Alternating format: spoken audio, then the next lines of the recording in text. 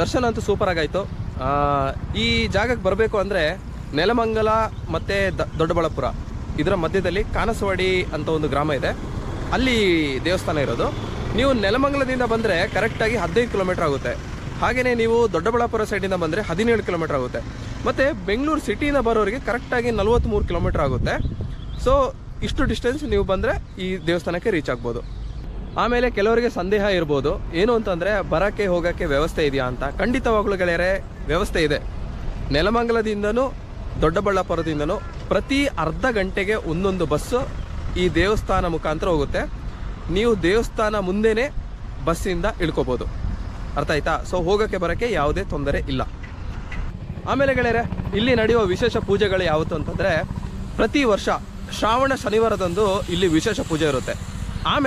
ಆಮೇಲೆ ಇಲ್ಲಿ ಕಾರ್ತಿಕ ಮಾಸದ ಅಮಾವಾಸ್ಯೆ ದಿನ ಏನು ಅಂತಂದರೆ ಕಾರ್ತಿಕ ದೀಪೋತ್ಸವ